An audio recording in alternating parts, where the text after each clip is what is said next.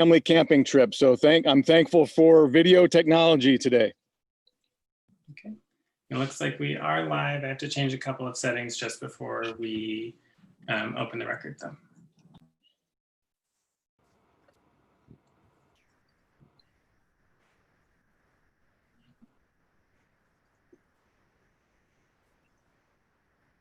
It's about 5:28. We're going to start at exactly 5:30. So we'll just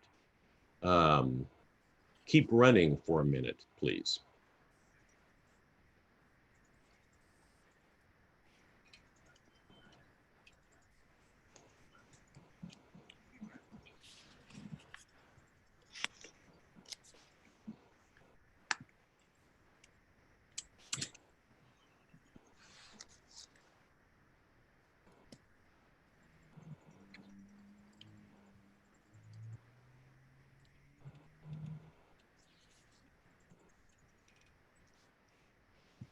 Okay, Jim, I was able to get all the settings ready to go. So we are good as soon as the clock rolls over.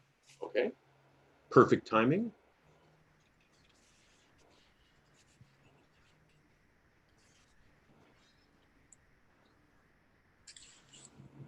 Okay, according to the clock on my computer, it's now 5:30 p.m. on Wednesday, August 12th. My name is Jim Brewer. I'm the hearings officer for this virtual hearing. I'm going to outline the hearing procedures. I should say this may be the last of the meetings with this kind of peculiar hearing. It sounds like on the September 9th meeting, we'll be going to having public testimony in the hearings again. And that certainly will be a welcome way for people to become more engaged.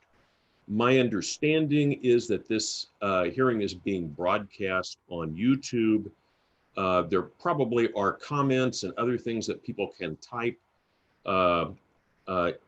into that. That will not be considered part of the record for this hearing. If you want to provide testimony, you want it to be considered part of the record, please, I'll give you instructions on how to do that, but it'll essentially be converting it to email and sending it to Pamela Cole, who will be the staff contact. Due to the pandemic, we won't be taking live testimony during this meeting. However, we will have a staff report. We will have an applicant's presentation.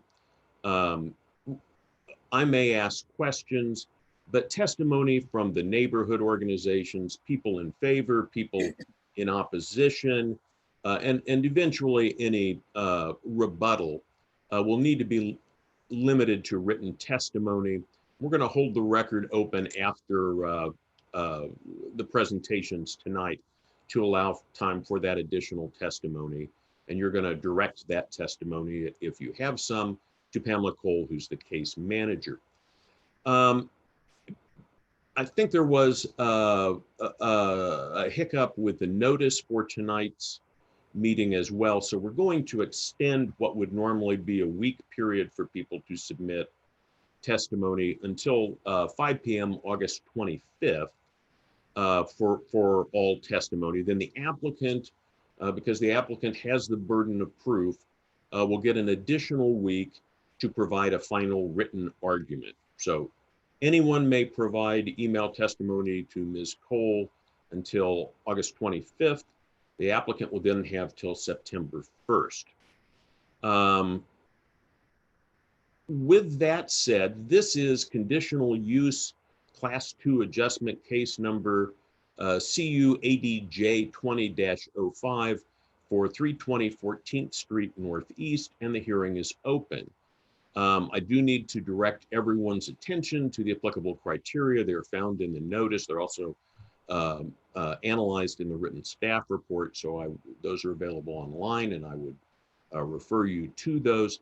The testimony and evidence for this public hearing really should be directed towards these criteria, because they are the measures that I can make a decision on, and things that aren't related to those criteria, I don't have the authority to make a decision on, even if they're interesting or important in some other way.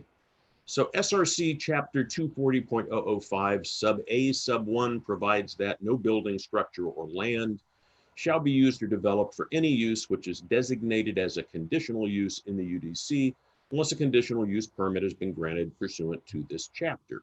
That's the purpose of the primary purpose of the hearing tonight, is to look at the conditional use application. SRC Chapter 240.005 Sub D establishes the following approval criteria for that conditional use permit. 1, the proposed use is allowed as a conditional use in the zone. 2, the reasonably likely adverse impacts of use on the immediate neighborhood can be minimized through the imposition of conditions.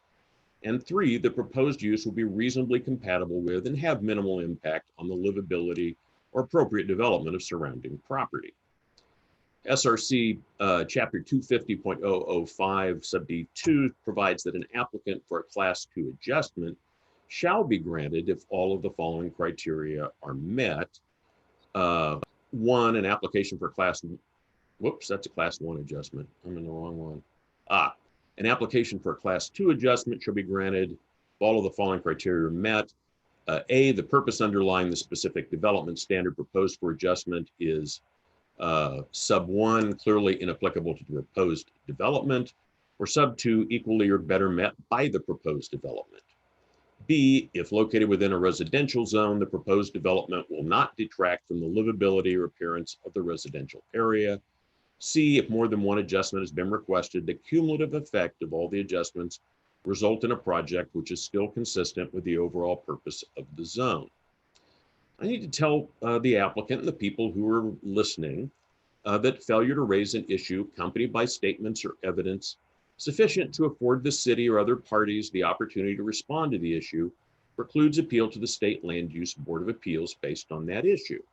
So if there's a point that you want to make, please send that in writing to the case manager, or you may not be able to later. And I have received a number of documents from the case manager over the last week or so. As far as the applicant is concerned, I need to tell you as well that failure of the applicant to raise constitutional or other issues relating to proposed conditions of approval with sufficient specificity to allow the city or its designee to respond to the issue would preclude an appeal, an action for damages in circuit court on that point. Again, if that's an issue that you have, raise it in your testimony. If there should be objections on jurisdictional grounds over the holding of this hearing, if the hearings officer is not the right place for it, please provide that in your written testimony as well. This is conditional use Class 2 adjustment case number CU ADJ 20-05 for 320 14th Street Northeast. Ms. Cole, could we have the staff report, please?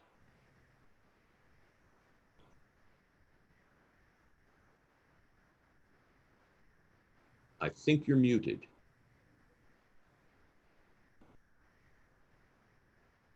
Perhaps we lost you.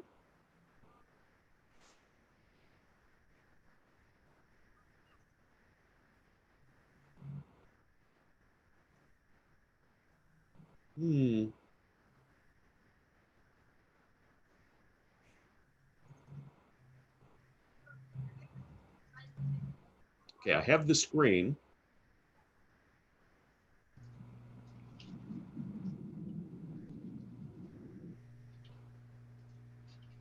All right.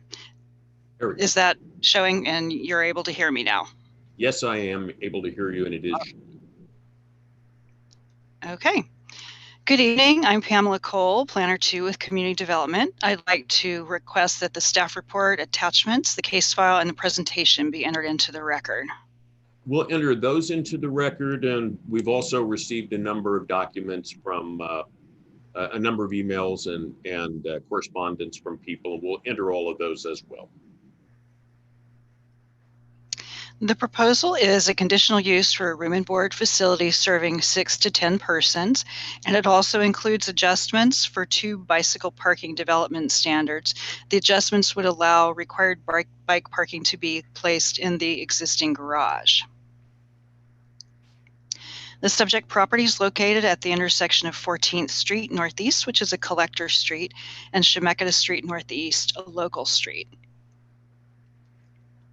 The property is zoned RH, multifamily high-rise residential. A room and board facility serving 6 to 10 persons is a conditional use in this zone. The property abuts another RH zoned property to the north and is surrounded on many sides by the duplex residential properties. Other properties nearby are zoned RM2, that's shown in the orange, multiple family residential, and CR in red. The property is located in the Court Chemeketa Residential Historic District, shown here with a black boundary and a crosshatch pattern. The property is located mostly near residential uses. There's a room and board facility on the property to the north, and there are a few other multifamily residential uses in the area. In a closer view, you can see the single-family residences near the property on the east, south, and the west, and the existing room and board facility to the north. That property also includes a few multifamily units. That property to the north is under common ownership, but the applicant has provided documents stating that the 2 facilities will be separate and independent. The proposal for the conditional use is a change of land use. No changes are proposed outside of the main building or garage at this time. The zoning adjustments will allow the 4 required bike spaces to be placed in the garage instead of outside near the primary entrance facing 14th Street. The planning administrator found that the proposal meets the criteria for the adjustments. The property has an existing driveway that's long enough for 2 vehicles. No off-street parking is required for a room and board facility under the Salem Revised Code, but the existing driveway may continue to be used for parking. The property has a distinctive front walk paved with brick and bounded by hedges. It is an individually listed resource as well as being located in the historic district. This is the view along Chemeketa Street Northeast, facing east. Another view showing the 2nd-story finished attic. This view shows the courtyard that's located between the dwelling and the existing garage. And a closer view of the existing garage. On the site plan, it appeared that the garage would be large enough for 2 8x15 compact spaces inside the garage, but upon a site visit, I found the doors would likely only accommodate 1 small vehicle. The driveway is also too short to meet current standards for use as a parking space and should not be used for parking because vehicles would encroach onto the public sidewalk.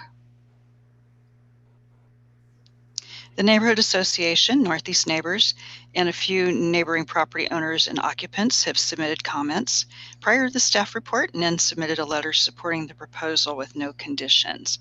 Other property owners and neighbors have expressed concerns about allowing this type of a use in the historic district and also questioned why the property is zoned high-rise residential.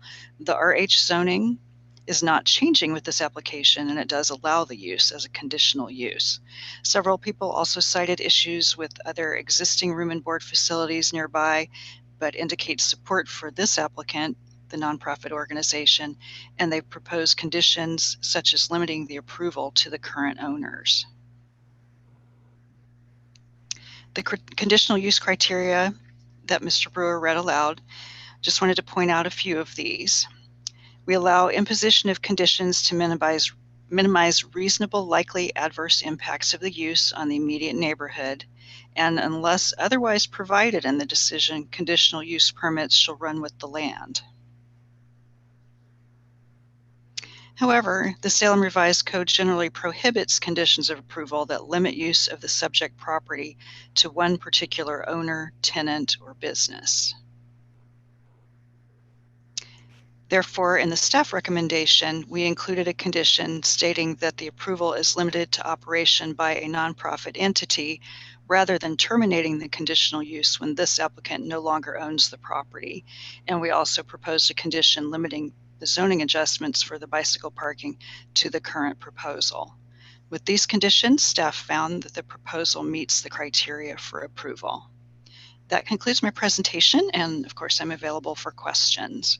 Would you like me to leave the documents on the screen, go to a site plan, or stop sharing the presentation? I don't have any questions. I know the applicant will then get an opportunity to make a presentation. If the applicants want want the site plan up, that's fine with me. Would the applicants like to have one of the slides up? It's not necessary from me. Okay. All right, I will stop sharing the presentation then. And would the applicant like to make a presentation? Well, certainly we're thankful for the opportunity to be here and to present this. We're thankful for the staff report. Just want to take the opportunity to brief reminder of our mission. Mark, before you do that, would you please introduce yourself so that we have that in the record too? Absolutely. My apologies. My name is Mark Bulgin, B-U-L-G-I-N. I'm the executive director of Isaac's Room, which is the nonprofit organization that owns 320 14th Street. The mission of our nonprofit, Isaac's Room, is to help divested young people build the capacity to rise to the challenges of life. For most of our history, that mission has been served through the Ike Box Coffee Shop, where our young people learn job skills, work skills, teamwork. They get mentored and trained as well as a variety of enrichment activities that help them build capacity for self-sufficiency in work and life as adults. Most of the young people we work with, not all, but most, come from very difficult backgrounds such as foster care or alternative education, some involvement with the justice system. And by enrolling in our programs, they have proven that they are serious about standing on their own 2 feet and making a positive contribution in society. And that's where the home at 320 14th Street comes in. That serves as a safe, stable environment for our young people to continue their efforts. We believe it's important to clarify that it is not a shelter in any sense of the word, other than the exact technical sense of the word shelter. There is a roof, but this home serves as a safe and stable place where it is also strategically programmed that they would be able to continue to learn the life skills, particularly in the home, skills of learning to live peacefully with people and wash the dishes and mow the lawn and take care of the place, be good neighbors, and be stewards and good citizens in the community. So with that backdrop, our intention is simply to continue with the existing use at a slightly added capacity. There's no shortage of young people that not only need some assistance in learning skills necessary to thrive, but also need a safe home base from which they can continue those efforts.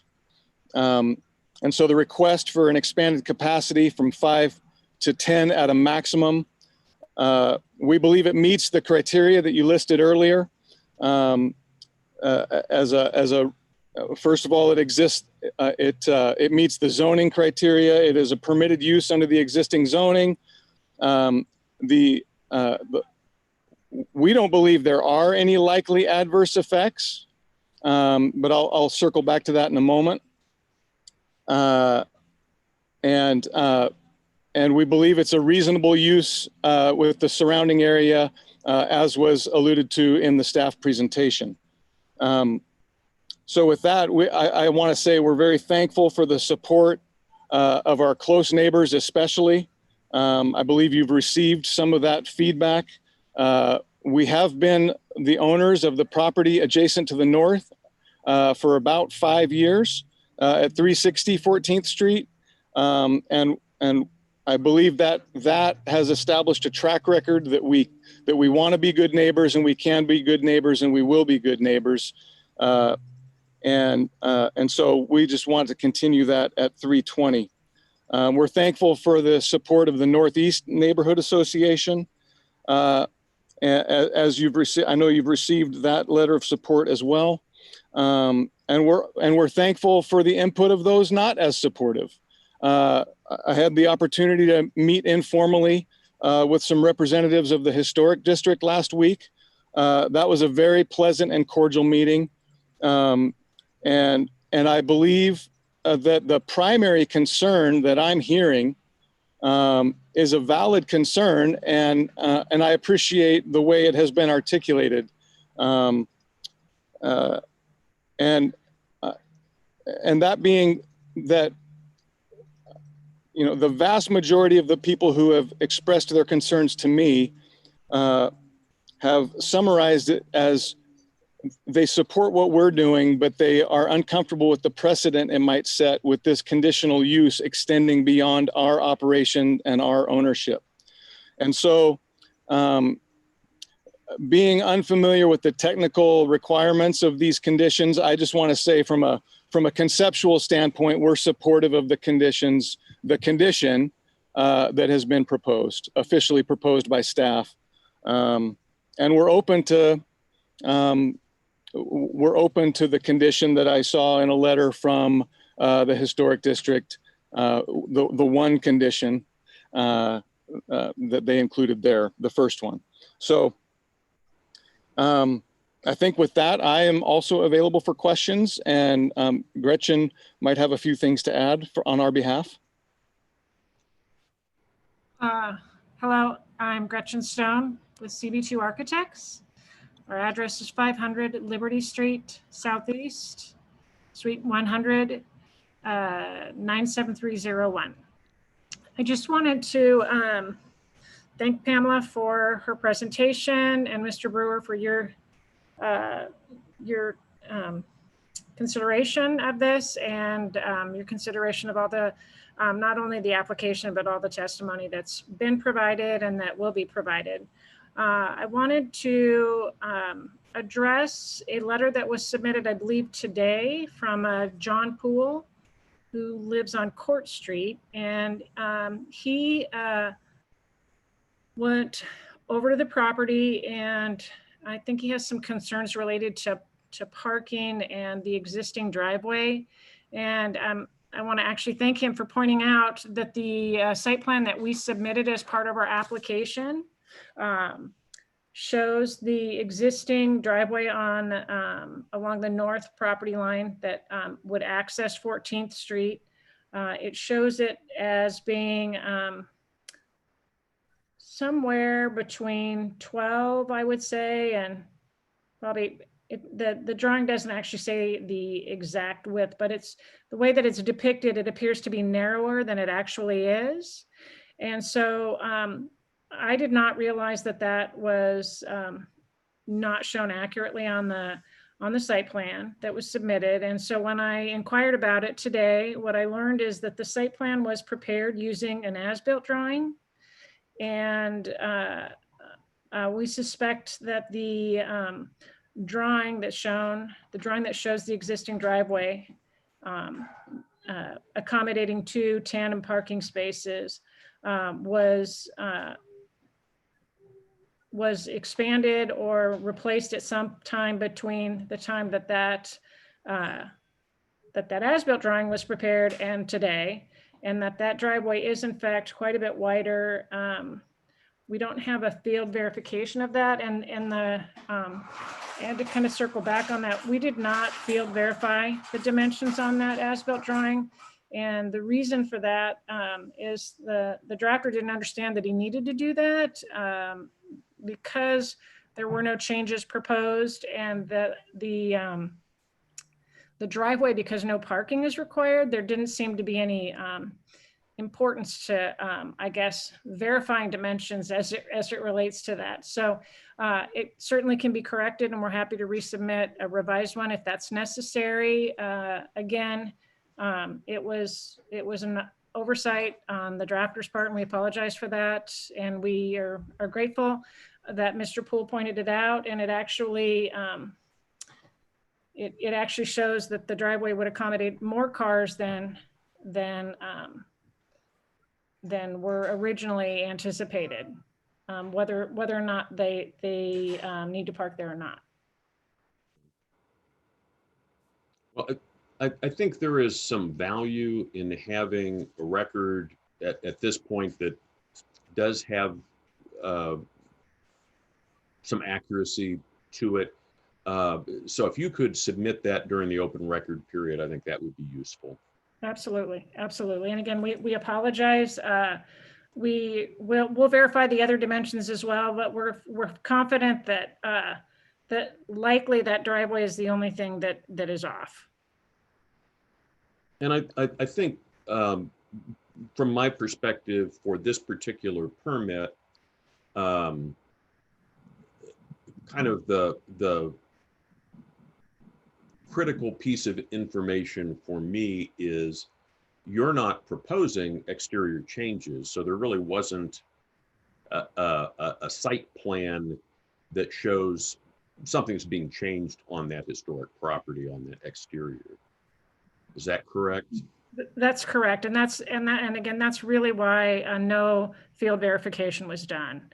And again, I think we all learned something from that in our office today, and we'll make sure that that's corrected. Okay. Well, thank you. That's useful, and I think that addresses the issue that that citizen has raised, and that's you know, my questions that I were going to ask were related to the conditions and whether the applicant had a problem with those. I think I've already gotten the answer to that. I think I understand the nature of the application pretty well from the written materials and from the staff report. So with that, unless there is something else that the applicant wants to add or that staff wants to add, I think that what we can do is close this particular, close the presentation part of this hearing. We'll leave that record open for a couple of weeks, and then you'll have again another week at the end of that if you'd like to provide final written argument. Terrific. Thank you. Great. Thank you. So thank you for your presentation this evening. Pamela, do you have anything else that you would like to add? I do not. Okay. With that, it is now 5:56. The presentation portion of the public hearing is over. The record does remain open. And so people who would like to participate, please email your comments or testimony to Ms. Cole. Pamela, can you put up your email address? I don't have that written out, but Okay. it is pcole@cityofsalem.net. Okay.